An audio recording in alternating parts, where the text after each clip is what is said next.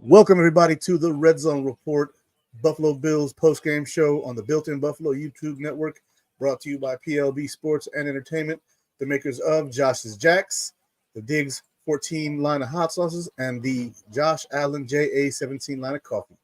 Welcome, everybody, to the show.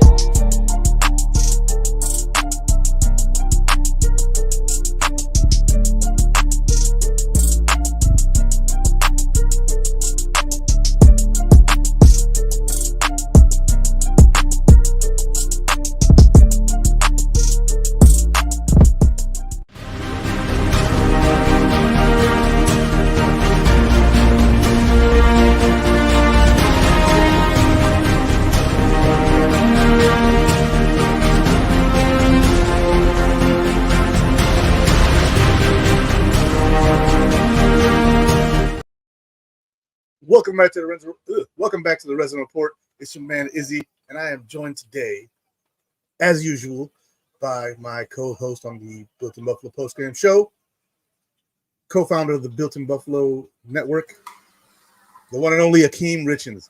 How you doing, man? Hey, Rich, Akeem Richens. This is Built-in Buffalo. If you don't know us by now, please get to know us. The Redzone Report post-game live. Izzy, I am fantastic this evening, my brother. I couldn't be better. I am blessed. I'm fantastic. I'm feeling great, and I'm enjoying this Victory Sunday going into Victory Monday. Absolutely, it is a beautiful, beautiful day to be a Bills fan. All the nonsense that was spoken online between Bills fans and Dolphins fans. I thought it was going to be a close game, 27 to 21 was my prediction. Boy, was I wrong, and boy, am I happy about it. Most definitely, right? We got the talk all week about the Miami Dolphins being this freight train, this revolutionary offense on that side of the ball after scoring 70 points. The first time we've seen that in 57 years. And I know that's the first time I've seen that because I'm not 57 years old. I don't know about you, Izzy, but I'm not 57 yet. So they was getting a lot of hype and deservedly so, but I think the Buffalo Bills was being overlooked and on both sides of the ball in terms of their defense. They've been doing an excellent job defensively, bottling up a Sam Howell and doing a great job the week before against the Raiders. And they've been doing a great job offensively. Haven't been picture perfect, but they've been doing a great job, nevertheless, scoring above 30 points per game. And they came into today's game and they just put everything together and played a perfect game. And this is the type of game where if the Buffalo Bills are rolling like this on all cylinders, we're going to be a tough ball club to stop for the rest of the season. Look, after this game, I would say that the Buffalo Bills appear to be possibly the most complete team in the NFL right now. Buffalo Bills have now 3 blowouts in a row. Blew out the Raiders as we're supposed to. Blew out the Commanders as we're supposed to. This was supposed to be a close game, and we beat them by 4 scores. 4 scores and 48 points ago. Let's go, Bills. This was not a close game. It was for about a quarter. And then Sean McDermott said, you know what? We're not going to be running this zone anymore because they're kind of getting us on that. We're going to go man-to-man. We'll run some man-zone concepts. We'll blitz, some zone blitz. He threw everything at him. He mixed it up. This looked like the Panthers defense that he ran when they went 15-1 and went to that Super Bowl. They didn't win that Super Bowl, but they didn't have Josh Allen either. They didn't have a quarterback whose, athleticism is on this level plus the mental. Cam Newton, athleticism through the roof. But He's just not the mental tactician that Josh Allen can be when he's in his bag like he was today. And to me, Josh Allen came through and did his thing. And the question here in the comments, be honest, who had the Bills scoring 48? Look, I didn't. But if it was going to be a blowout, I thought we would be the ones blowing them out because of our defense. And that assessment was correct. And so I'm here with the feeling that we're going to rattle off 6 to 8 more wins in a row. Before we potentially lose another game, we're probably going to be a 10-win team already. And me personally, and I agree with the assessment if you want to look down the road and break down the schedule a little bit, but I'm still going to stay the course. It's a great victory, one game at a time, and I think we should continue to take that one game at a time. But I do agree 100%. But this is an excellent job by Sean McDermott. I think it was a personal challenge as well for a lot of guys. When you hear stuff that you've heard with the Miami Dolphins, you hear Mike McDaniel and being this revolutionary guy, and Sean McDermott, you're facing this guy that's revolutionary, having this historic offense. So you have to take some pride in what you're doing on that side of the ball defensively and offensively. When you hear about the Miami Dolphins and 70 points and how this offense is so great, the Buffalo Bills, they scored 30 points per game the last several years themselves.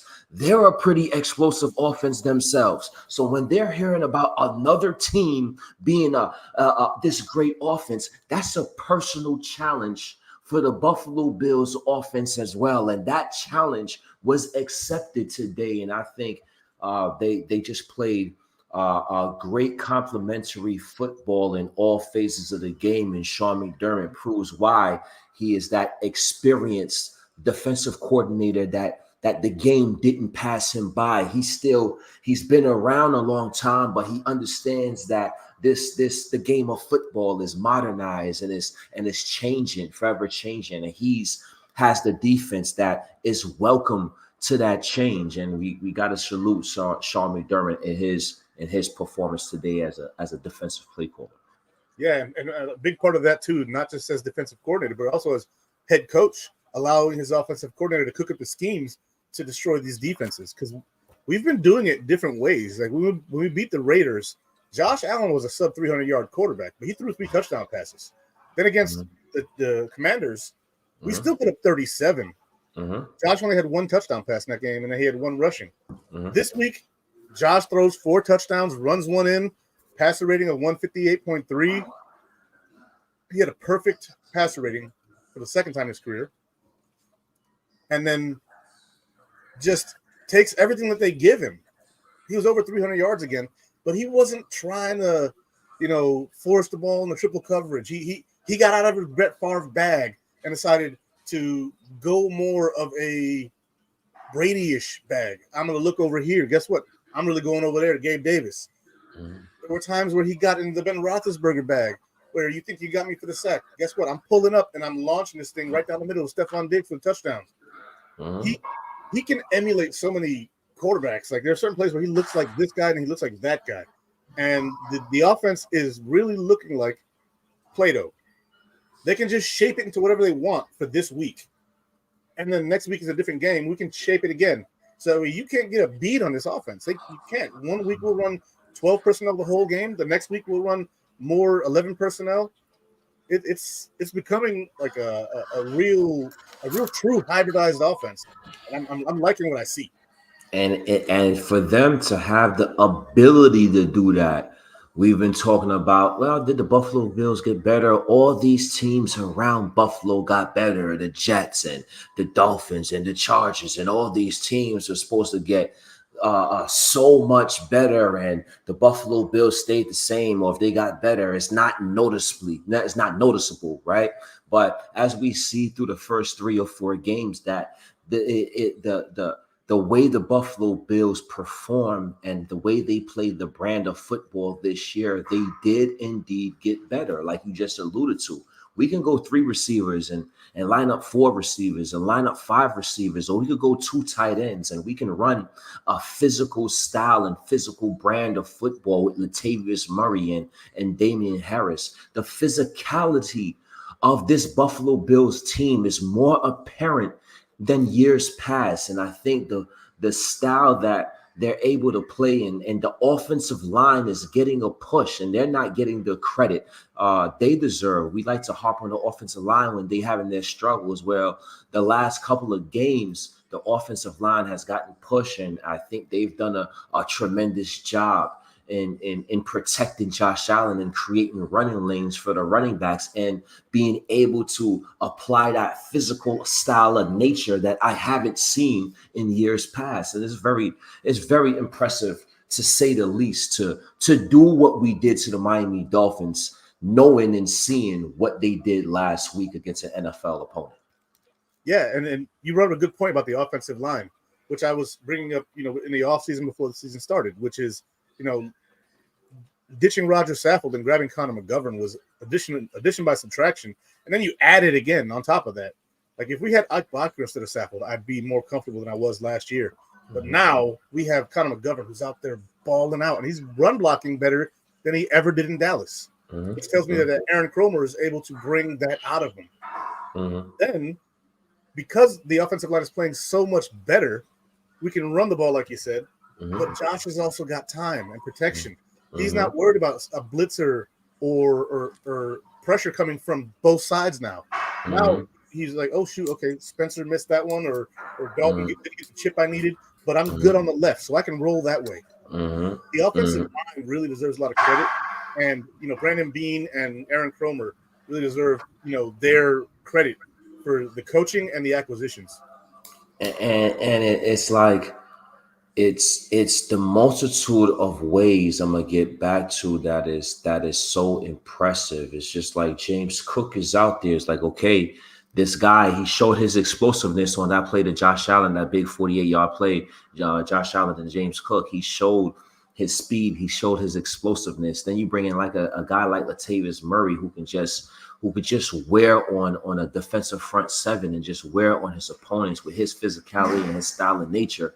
Then we are able to do things in the short and intermediate game with Dalton Kincaid in terms of opening up zone coverages, or Deontay Hardy making guys miss in short area spaces. And statistically, it may not look like a lot, but made big plays in critical moments, getting a first down and doing things that he's able to do. So with the Buffalo Bills style of play this year offensively, it looks as if they're a more complete bunch rather than years past, where if the weather did come into play, then it affected the style of play for the Buffalo Bills. And I don't think that that's going to be an issue this year, just because of their physical nature and their commitment to consistently run the football.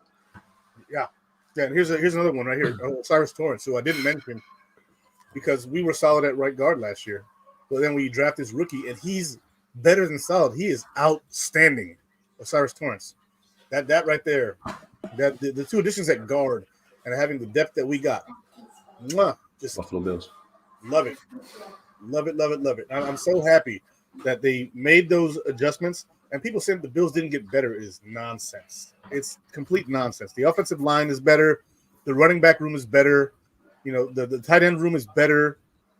We're better on the defensive line with the additions of Leonard Floyd. Daquan Jones is out there pancaking people from the defensive side and getting sacks and in pressure.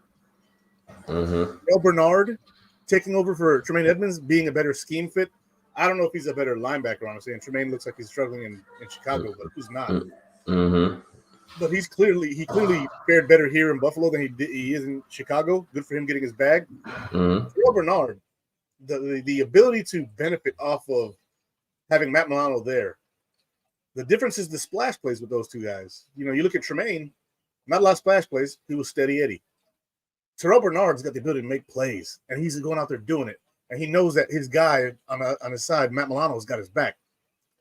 This team has gotten better. It just has. Look at the Taylor Rapp signing today. they could afford to sit Jordan Poyer. And they didn't miss a beat at safety.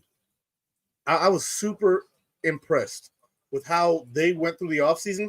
They didn't go get Jalen Ramsey. They didn't go get Aaron Rodgers. They went and got guys to be the best that they can be at the position and fit the scheme. And that is what matters more than anything, even more so than talent sometimes.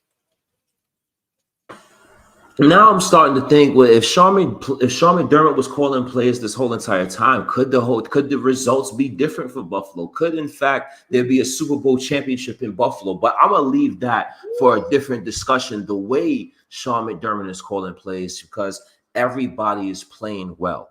It's not just Terrell Bernard. It's there's players that's playing well, and then there's your all pros, right? You have Matt Milano, who's playing like an all pro. Daquan Jones is playing like one of the best defensive tackles in the league, along with his counterpart Ed Oliver. Leonard Floyd and Gregory Rousseau is doing an excellent job at the ends. Everybody is doing their job, and everybody's doing it to a high level. Prayers for Tre'Davious White. Right, that's the only thing that's like, why did that have to happen? We're going good, everything is rolling. It's like, that it's an unfortunate injury that happened to the player. It happened to going through what he went through with his ACL injury, and mentally hearing that it was tough of him battling back. Finally, him battling way back. To get back to 100%. We've seen him last week make an incredible play, make an incredible interception. He was one great play away from making another interception earlier in the ball game. So to see him go down with the injury, he went down, and it looks significant. Hopefully, there can be things that can change in terms of once they get MRIs and results and doctors can see him. But it's definitely something unfortunate that happened, and we hope that he can get well and recover sooner rather than later. Yeah, they're saying it's they're looking at the Achilles, and the initial report was the ankle. We'll see. I'm hoping that it's not a big crazy thing. The big question that comes with Tre'Davious White is in the comments here: who replaces Trey? By Joseph Brayerton. Mm-hmm. Now, who replaces Trey to me is Kaiir Elam. Mm-hmm. To me, the only reason why Kaiir Elam has been inactive and Dane Jackson has been active is because Kaiir Elam just plays defense. He doesn't play teams. He doesn't do any of that other stuff. He's purely a defensive player. He only plays outside corner. So he's not giving you nickel flex. He's not giving you safety flex. He's not giving you special teams. Dane Jackson does. He can play inside and out. He's not as fast as Kaiir, but he also plays teams. He's an excellent tackler, so that he's going to be active on game days. Now that Trey's out, I see Kaiir Elam stepping into that role. Look at the depth chart. He's the one behind Trey anyway. I see Kaiir Elam stepping up and getting his chance. And so next week we got the Jaguars, who had a bounce back game today against the Falcons. Good for them. I'd rather not play them after a loss, because if they lost, they'd be angry and have the advantage of being in London still. So we get to go in there, them, riding high. Of course, we are too, but we've been killing everybody. So I see Kaiir Elam being the guy to replace him. And again, like you said, prayers for Trey. He didn't deserve that. And as far as the replacement, Kaiir Elam he is the immediate replacement for Trey White, and we're going to miss Trey White, and we love him, and we know he made the All-Pro with the Buffalo Bills, and the experience is going to be missed from Trey White. The experience and the high IQ, knowing where to be in that scheme and understanding it to a T and able to execute it to a high level because of the IQ he possesses, something that the Buffalo Bills are going to sorely miss. But as far as an athletic standpoint, I think Kaiir Elam is just as athletic, if not more athletic, than Tre'Davious White. Yes.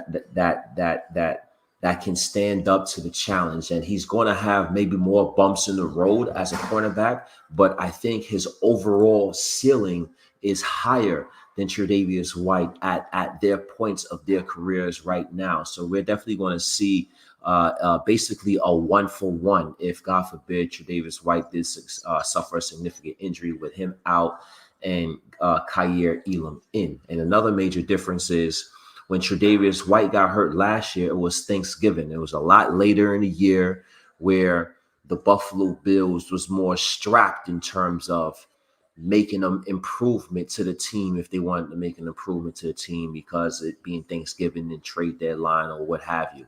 Now it's October 1st. So they have time to now evaluate the play of Kaiir Elam, see what happens. And now if they wanted to make a move, they have enough time to make a move before the trade line, if indeed necessary. So as bad as the injury is, if we have to find any type of silver lining, it would be Kaiir Elam does possess a higher ceiling, and it would be this injury did happen relatively early in the season where the Buffalo Bills can make moves if need be. Yeah, agree. And like I said, it's early enough. It's before the trade deadline. Much better now than on Thanksgiving or after that trade deadline, week 9. You hit the nail on the head with that one. And again, it's an 18-week season with a bye week in there. It's going to be, it's going to be something that we have to watch and monitor. We ran a lot more man coverage today. That is Kaiir Elam's bread and butter. Mm-hmm. We ran a lot more man because the Dolphins chew up zones. Mm-hmm. And so when it comes to running the defense, because it's more of a hybridized style defense, Mm-hmm.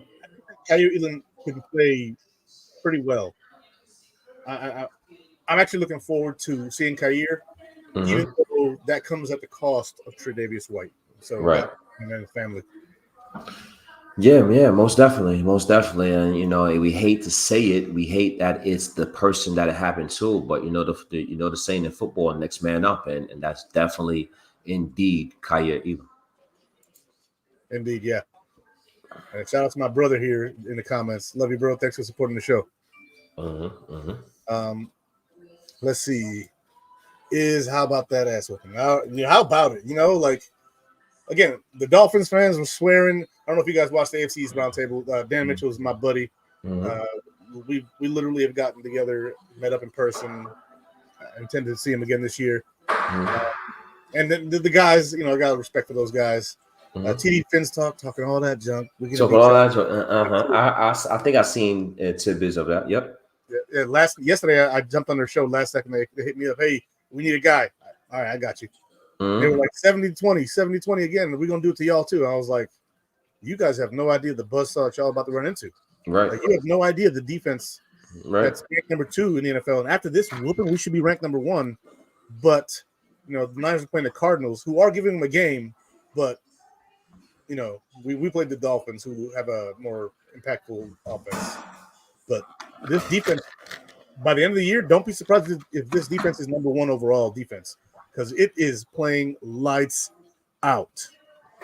Most definitely, just continue attacking. It's the Sean McDermott is just doing an excellent job of coming up with schemes week in and week out, and we've seen a lot of man concepts. I think he just did a great job mixing up coverages. He gave that zone looks. He gave the man looks. He gave the zero blitz looks and bails out. He gave just multiple looks just to confuse the opposition. And I believe that the players are loving this brand of football that they're playing. And I would love for some of the media guys to ask them, what's the difference? Is there a difference in the style of defense you're playing, and what is that difference? Because it looks as if they're playing a lot more free. They're a lot more, no more thinking about it, no more reading and reacting and making your decision based on what you see from the offense. It's straight attack. We're dictating this, and we're just going to attack and play that aggressive nature. And I love what I'm seeing, and I think that is a direct effect of the guy that is calling these plays in Sean McDermott. And great to see once again. Great to see. Absolutely. And another good thing that we were talking about with the secondary, losing Tre'Davious White. and having Kyrie them go in there. Let's say, because this guy right here, Bills Mafia Praz, I doubt we trade. We rolled Elam Benford and Dane last year, first 12 weeks. This isn't about the first 12 weeks. This is about the Super Bowl. Right now, they were talking about the windows closed. Absolutely not. The window's wide open. It's wide open. It's all the way open. And so, with that being said, if Kyrie Elam does falter, which I'm not counting on, I believe in him.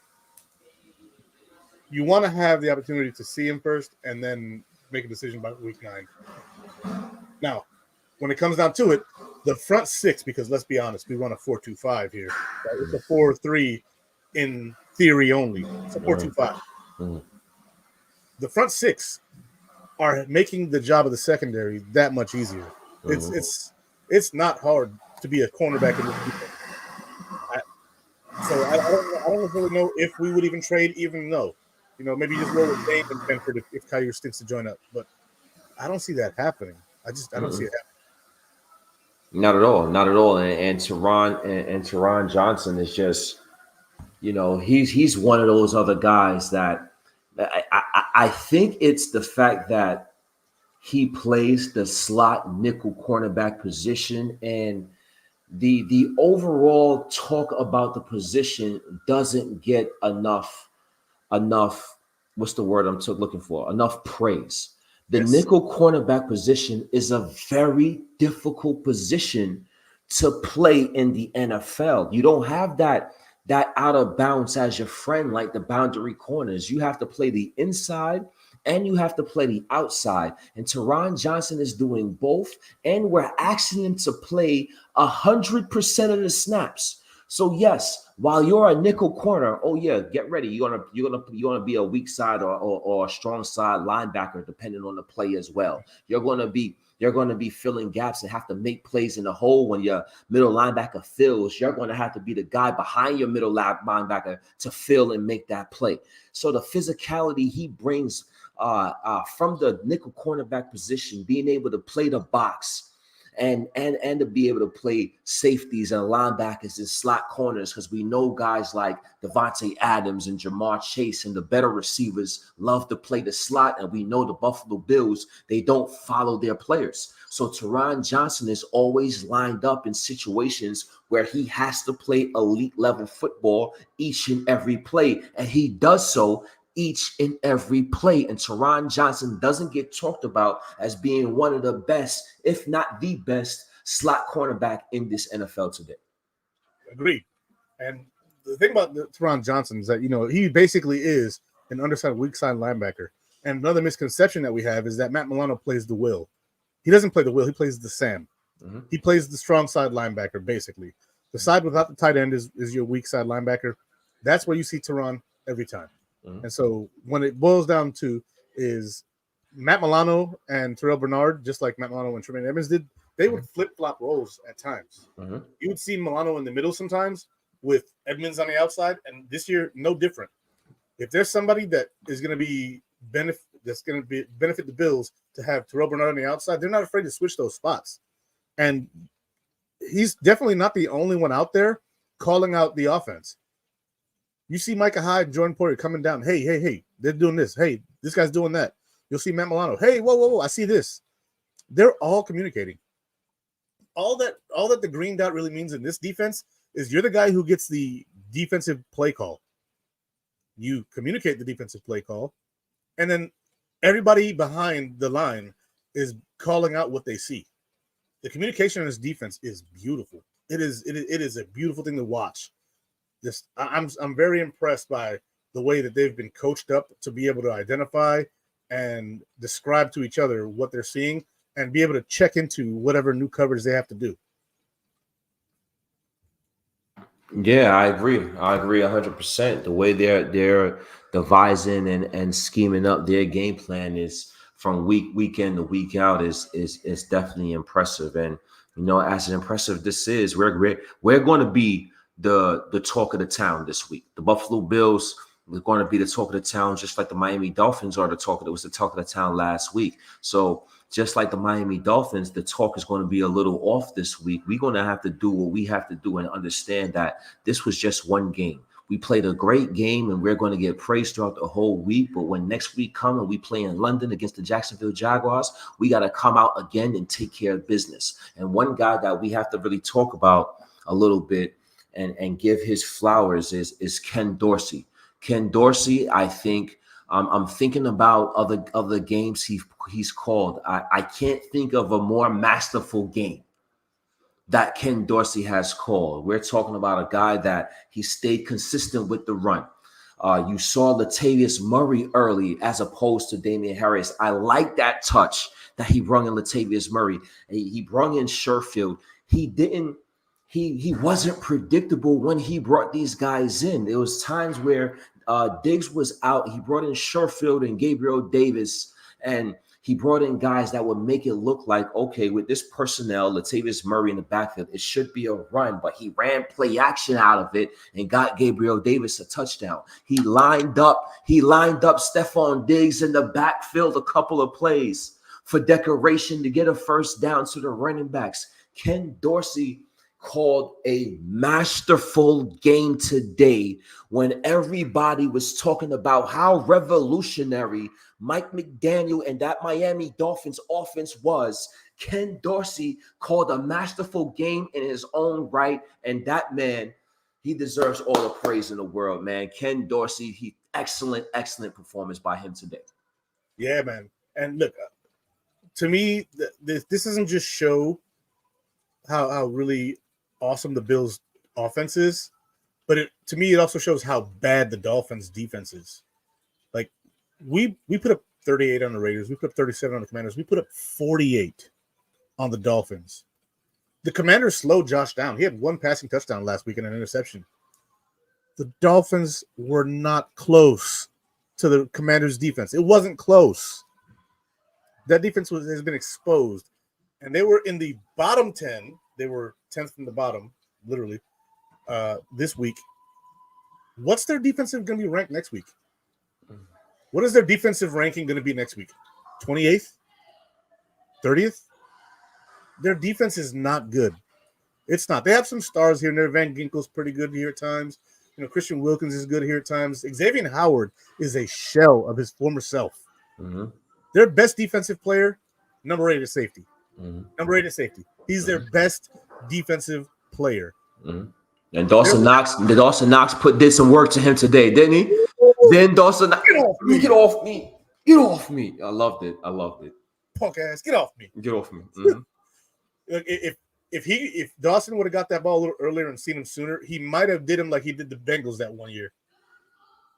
Mm-hmm. Mm-hmm. And he still kind of like tobogganed him. Like I love me some Dawson Knox. When Dawson Knox gets the ball and it's him one-on-one, somebody thinks he's going to juke you. He's not going to juke you. He's going through you. That man is a harpoon. So now going forward, we're seeing things from the Buffalo Bills that we haven't seen in years past in terms of how they're implementing and playing on the offensive side of the ball. Stephon Diggs is proven why yet again he's one of the top 3 receivers in this NFL. And as much as we want to talk about Tyreek Hill and Devontae Adams, Stephon Diggs, he just commands so much attention because of the talent he has. Over 100 yards and 3 touchdowns today. And when he's not getting the football, he still commands that attention. It's probably not to the levels of Tyreek Hill because we're not running him all over the place every play.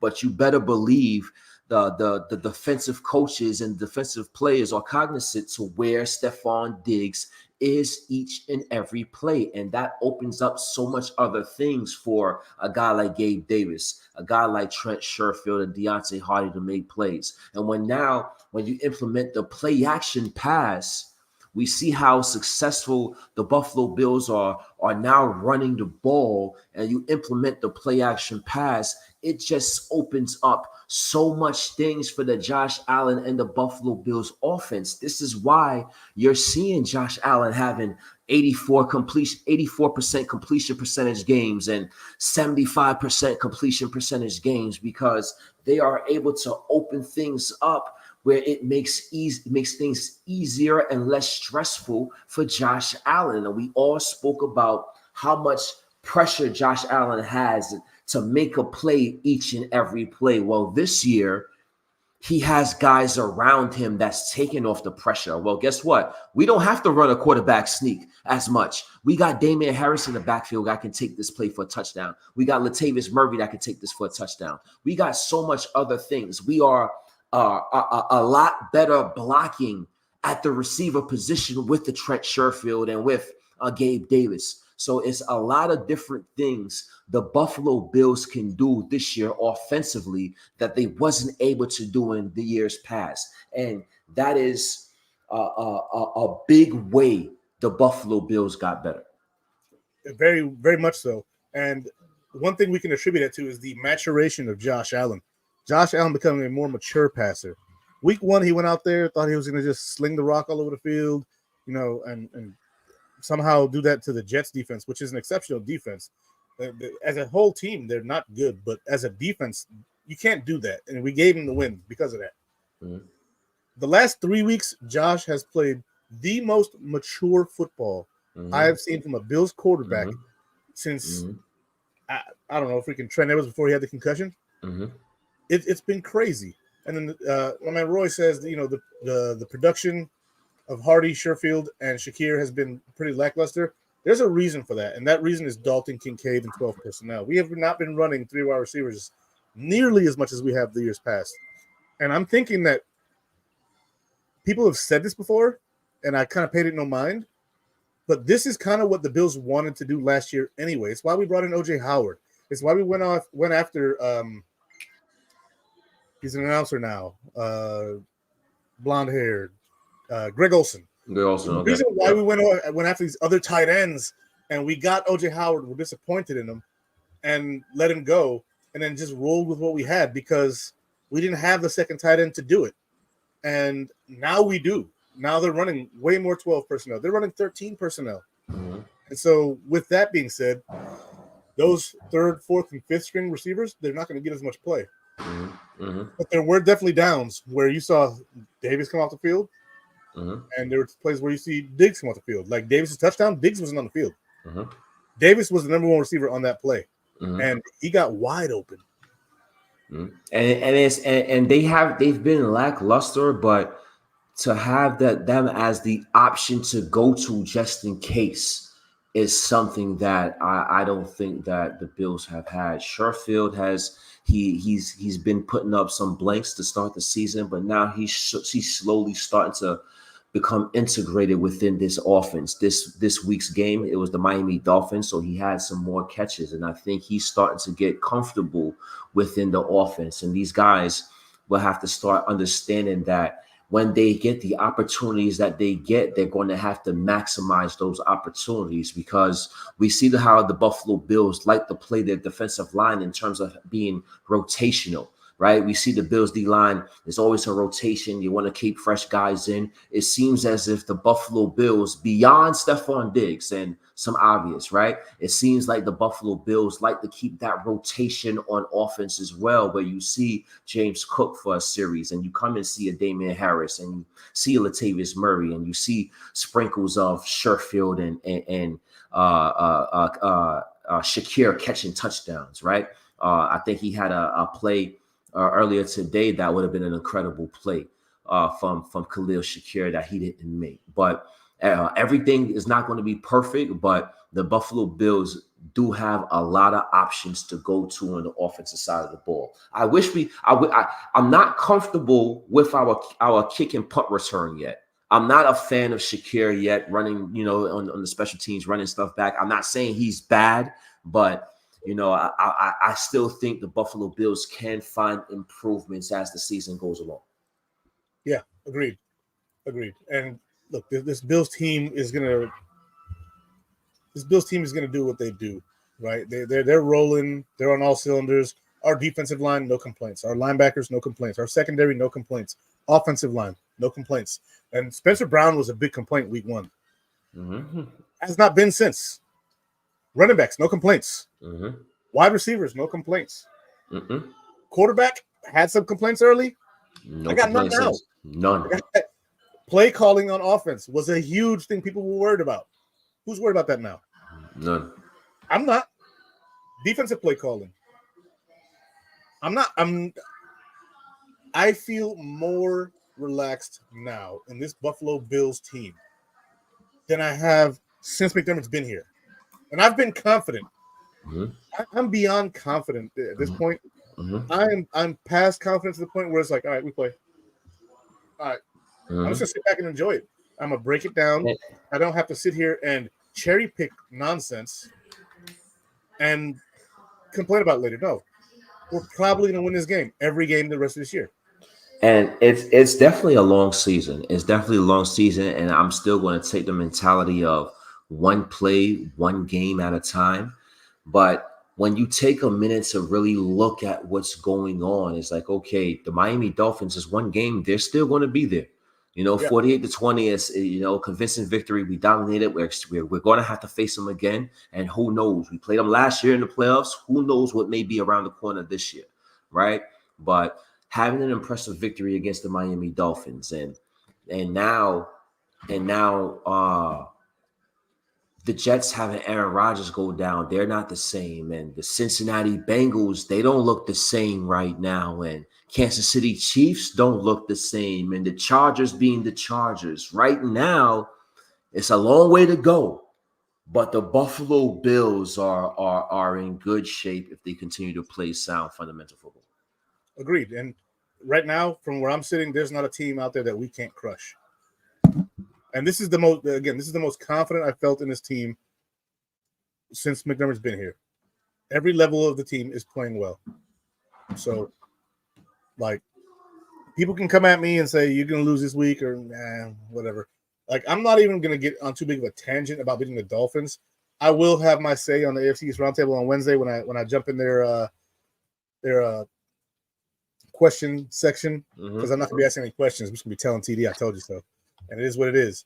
But man, like this, the way that this has started to shape out, like all that disappointment from week one, and then 3 blowouts later, we're going into week 5, heading out to London, go play at Tottenham Hotspur, get a little taste of what it's going to be like to have a stadium like that, because that's what ours is supposed to be modeled after. Let's get a little taste of what it's like. Come back home and kick some more. You're muted. Oh, you were muted. Yeah, I'm good. Yeah, I'm good. I'm good now. Okay, good. You're talking family. I got it. Yeah. So just going to get a little taste of that Tottenham Hotspur, the stadium that ours is modeled after, and then coming back home and kicking some butt.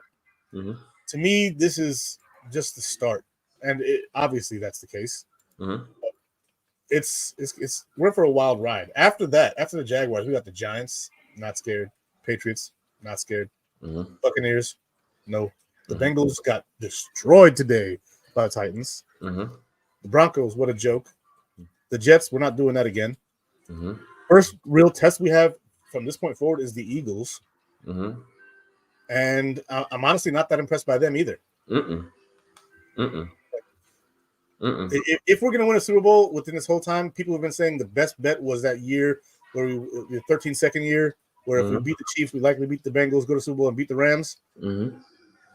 I don't know if that's going to be better than this year. It's early still, so It's early.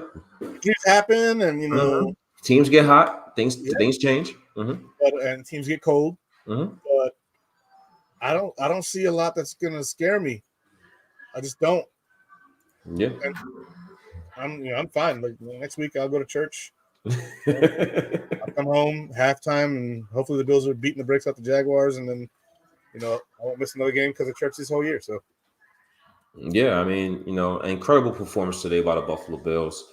That is an explosive team out there in South Florida, and the way we was able to contain them defensively, and the way we was able to put up points offensively, not beat ourselves, and not turn over the ball, and not commit penalties. When the Buffalo Bills are doing things not to beat themselves and to only beat you, you have a hell of a task on your hands if you're the opposition.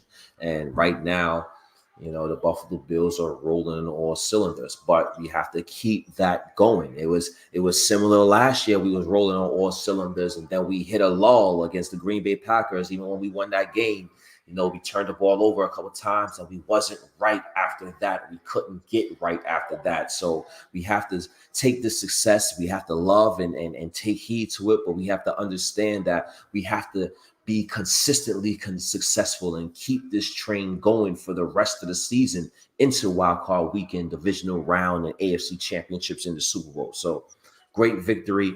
Got to keep it going. Absolutely. And let me give you a quick stat line right here real quick, right? The Dolphins, we were talking about their weapons and how they deploy them on offense. Tyreek Hill, 3 receptions, 58 yards, no touchdowns, 5 targets. Jalen Waddle, 4 receptions on 5 targets, 46 yards, no touchdowns. Braxton Berrios, 6 receptions on 6 targets, so he caught all his balls, 43 yards. He's the only touchdown they got receiving. Then you go to the 4th guy, Durham Smythe, 4 catches, 41 yards, no touchdowns. Flip over to the Bills side. Stephon Diggs, 7 targets, 6 receptions, 120 yards, 20 yards per target or per reception, 3 touchdowns. Gabe Davis, 3 for 61, 1 touchdown. James Cook, 1 for 48, no touchdowns. Dalton Kincaid, 4 for 27. Our top 3 receivers in this game beat their top 3 receivers in this game easily. It wasn't close. Diggs was more than double what Tyreek Hill did. Gabe Davis was 50% better than Jalen Waddle. James Cook, he had 1 catch, had 5 more yards than Braxton Berrios. It was a master class in efficiency. Specifically efficiency, being that Josh only missed 4 passes this game. He had as many touchdowns throwing as he did misses when it came to passing plays. I mean, if you add the rushing touchdown, he had more touchdowns overall than he had incompletions. That sounds to me like that playoff game against the Patriots. It's just like that game. Exactly. It was. I think people like to overuse words like GOAT. Everybody's a GOAT. Everybody's the greatest of all time. Listen, everybody's not the GOAT. And I think another word that's starting to be misused a lot is masterclass. This guy put on a masterclass. Well, today that word is warranted. Sean McDermott put on a masterclass. Now, don't get me wrong. They got some stuff off. H&, single-digit rushing attempts over 100 yards. This is an explosive offense.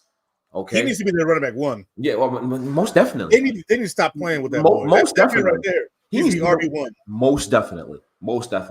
So they got some plays off, but the way that Sean McDermott got his guys ready in that week and the performance they put on is nothing short but a masterclass from our head coach Sean McDermott. And people wanted this guy gone after week 1. People wanted Sean McDermott after the Jet game gone. Talk about fire McDermott. He's not ready. He's not that guy. It's a long season, and now Sean McDermott is putting a lot of people on notice once again as being one of the better coaches in the NFL. So to this comment here, buy stocks. He already had over 120 yards rushing against the Raiders. He had 123 yards in that game. But not to call out the comment, just letting you know it's already occurred. He had 123 yards that game, and he had 98 yards the next week. Today, not as efficient on the ground, but they didn't abandon the run, which is very important. That's the key. Some teams will abandon the run, and then you make yourself one-dimensional, and the other team knows what you're doing, and they can hone in on what that is. And Dorsey wasn't having it. I'll take a 3-yard run. That makes it second and 7. Yards. Yep, we'll take it. We'll do it. Whatever. It kept us ahead of the sticks. And once you keep us ahead of the sticks, it just keeps so much options open to the offensive scheme on offense, and it can open up so much things, short, intermediate, or deep. Doesn't matter the down or distance of that particular situation. So when we're able to have success on first downs and have 3 and 4 yards and put up those manageable situations, it just makes us even more dangerous on offense. Yeah, exactly. And just with them being able to mix it up the way they do, I mean, as long as you keep the defense honest, that's really what matters in this defensive scheme. That's what matters the most. Now, if I'm looking at the statistics here, the Bills had 5 sacks against the Dolphins.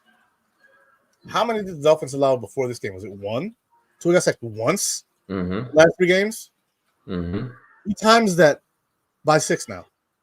In the game, it was times 5.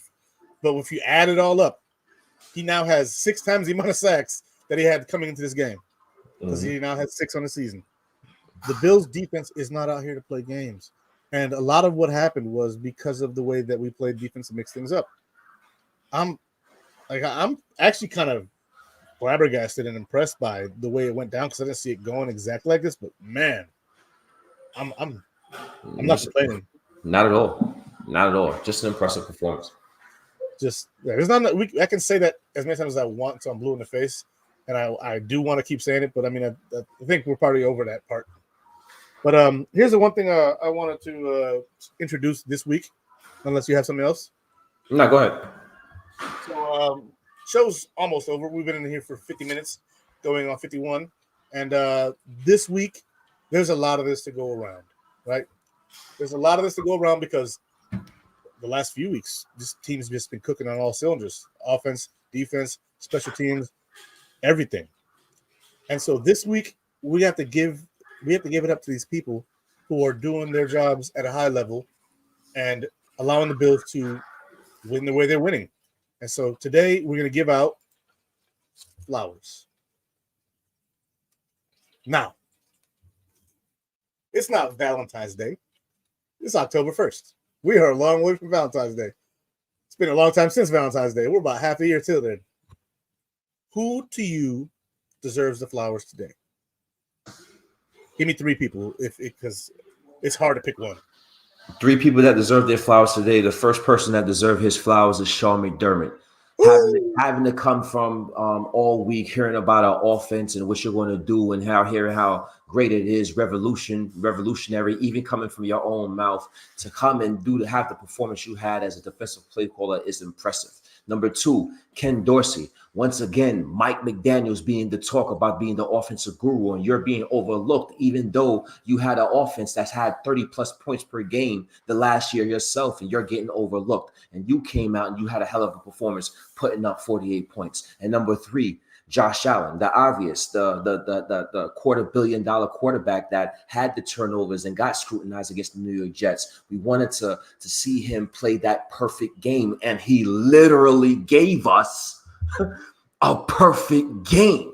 So Josh Allen has to be on this list as a player. We can possibly put other names as well because the performance was so impressive. But those are my 3 guys: Sean McDermott, Ken Dorsey, Josh Allen. Ooh, that's a tough list. That's a tough list to go against. I'm gonna give my 3 that won't be those guys. I wanted you to go first because you're the founder, man. So my first guy that gets his flowers, that is an unsung hero to me today, Daquan Jones. Ooh. Daquan freaking Jones. Hammer up the middle. Let's go. Let's go, Daquan Jones. He was in there disrupting. When they doubled Ed, he made them pay for it. I'm going to go ahead and say this one goes to Ed Oliver and Daquan Jones because they couldn't double team either one of them. Because if you did, the other guy was blowing you up. Both was a menace. On run plays, they're double teaming Daquan, and Ed is getting in the backfield, shutting it down. On pass plays, they're double teaming Ed because he's such a disruptor, and Daquan is sacking Tua 10 yards deep. Daquan Jones, he's the first one that came to mind, but that tandem at defensive tackle, very impressive. Beautiful, very, very impressive, right? Number two, I'm giving it to Deion Dawkins. There was zero pressure from the left side of the offensive line. He had not one pressure come from that side. Jalen Phillips was out, but they moved Chubb over there. Bradley Chubb, he was over there. Nothing came from that side. There was not a peep. Josh Allen could look right the whole game and not worry about getting hit the whole game. And number 3, this one should be obvious, Stephon Diggs with the hat trick. There's your flowers, baby. Yeah, Stephon Diggs. And lit it up. Stephon Diggs. Dude, he needed a safety blanket. Josh, I see you running. I'm going to cut right here. Boom. Hit me in the middle. Come on, man.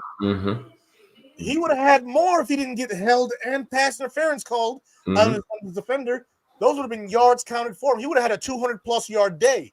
What are we talking about right now, right? Stephon Diggs, you get your flowers, baby. Let's go. Yeah, 100%. All three of those guys deserve their flowers. And I love the fact that you're putting Deion Dawkins there, an offensive lineman there. He's been overlooked. People have been talking about Deion Dawkins probably lost a step. He's not the same. He's not looked at as one of the best tackles in the league. He's been playing phenomenal football as that left side protector for Josh Allen in this offensive line. He's had no trouble the whole year. And he's seen some freaking dogs. Last week, he saw some dogs. How many times did Josh get sacked last week? Was it 0? I think it was 0. Only 2 today.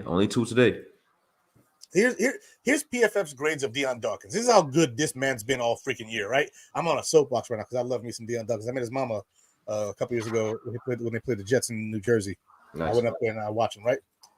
Overall grade from PFF. This is beyond the green, right? Because the green is a good rating. Then you have like the dark green and you have blue. Overall, he's in the dark green. He's an 80.7. Pass blocking, 81.4. Run blocking, 72.7, which is still in the green. This man has allowed 0 quarterback hits. He's allowed 0 sacks. And he's committed 0 penalties on the year. That's huge. That's the huge part right there. 0. Deion Dawkins is playing damn near perfect football this year, and he's not getting the recognition he deserves. However, here's the thing. When you're not talking about an offensive lineman, that means they're doing their damn job.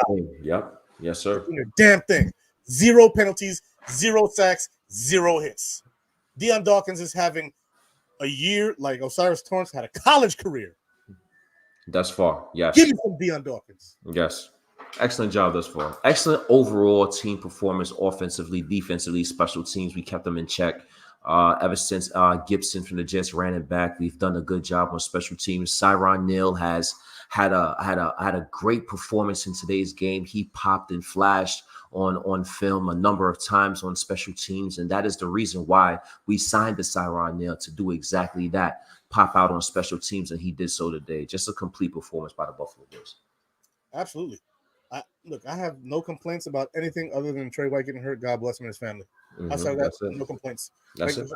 How do you complain about a 48-20 drubbing of your division rival?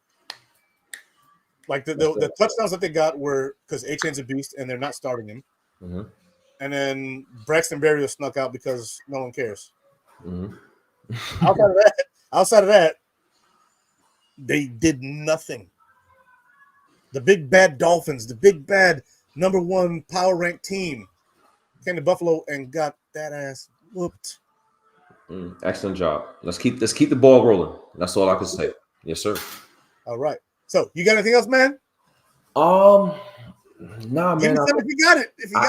I think we covered everything, man. The Buffalo Bills are back. We spoke about the window. Everybody was doubting the team, doubting the organization, doubting the coach, doubting the GM. The Buffalo Bills indeed got better in multiple areas, and they're seeing it. The national media is starting to see it. The fan bases around the Buffalo Bills are starting to see it. This is more of a complete football team. This is more of a physical football team. This is a brand of football that you can play in all weather. You can play in the rain, sleet, and the snow now. You can play that physical brand of football where you can run and pound the football. We can run off play action. We can use multiple tight ends, and then we could go 5 wide. This is a complete football team that's good at doing everything that they want to do. And if the Buffalo Bills continue to limit their mistakes and limit their turnovers, they're going to be hard to beat for the rest of the season. They may get beat, but they're going to be a tough beat for the rest of the season. All right, so we have a super chat here. It's a sad one, but it's a super chat, and they take priority. Please talk about the Trey White Achilles tendon update. Just a few minutes ago, Jeff Darlington jumped on Twitter or X, whatever you want to call it. Said, not a surprise, but no less devastating. Bills cornerback Tre'Davious White is believed to have torn his Achilles. Per league sources, he will undergo an MRI Monday to confirm. So, yeah, that sucks. You know, it is what it is. Luckily, you know, Trey's not old. He's not young either. Trey being who he is and how he values his mind, body, and soul may begin to contemplate whether he wants to play anymore. If he decides to retire, then I support the decision. You've been through enough at this point. You've played so well. The legacy of Trey would be, just unfortunate at the end. But while he was at his peak, he was one of the best corners in the NFL, bar none. And it couldn't happen to a nicer, more intelligent, more, community-driven person. And Tre'Davious White, you know what? He gets some freaking flowers. I threw him already, but he gets some freaking flowers, and they're flowers of get well soon, because I hope he does. I don't think it's over for Trey White. It's all about the mental. It's all about clearing that mental hurdle, that mental process for Trey White. The reason why he had that emotion is because of the mental hurdle he had to go through when he had that ACL injury, and he understands that it's another mental hurdle he has to clear because of this devastating injury. So if we can all rally behind the Trey White and tell him it's going to be okay, and have him understand that mentally you can overcome, and once you overcome mentally, you will overcome physically.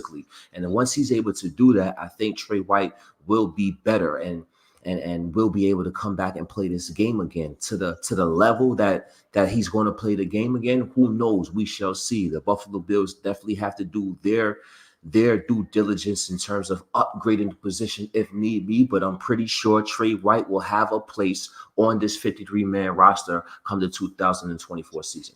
Flowers to Trey White. I wouldn't question his place if he comes back. My question isn't his mental toughness either. My question is he going to see the juice worth the squeeze going in at age 30 to try and recover from that tear? It's for me, he's more of a logical and intellectual person who's going to look at it from a logical stance. And I doubt he's going to be so devastated that he doesn't want to come back.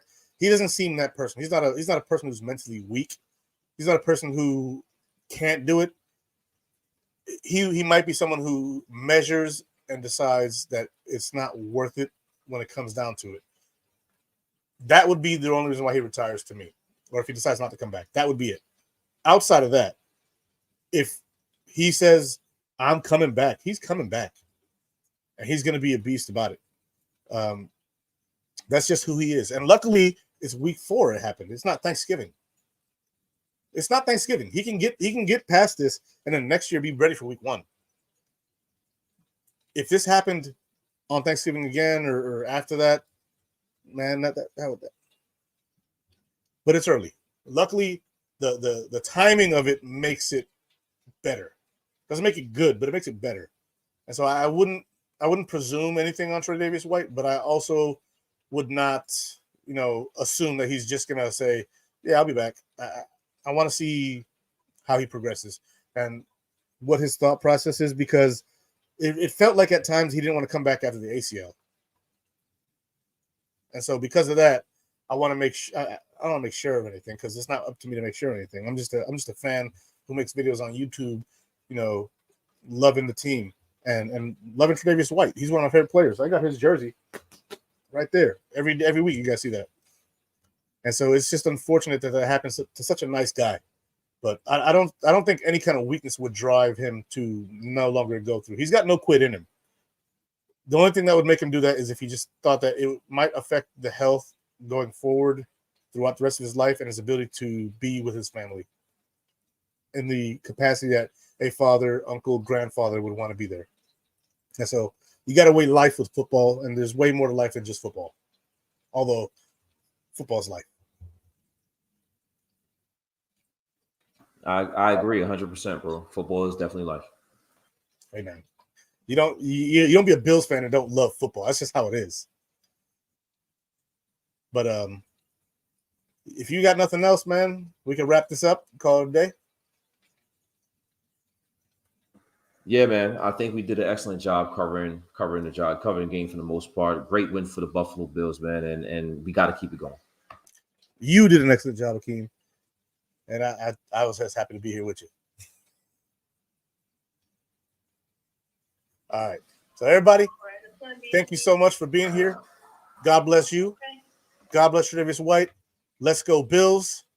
And you know what? Just enjoy the victory. Enjoy the victory. Yes. Keep Tre'Davious White in your prayers, but enjoy the victory. Until next week, let's go Buffalo. Go Bills, baby. Keep the train rolling. Let's go.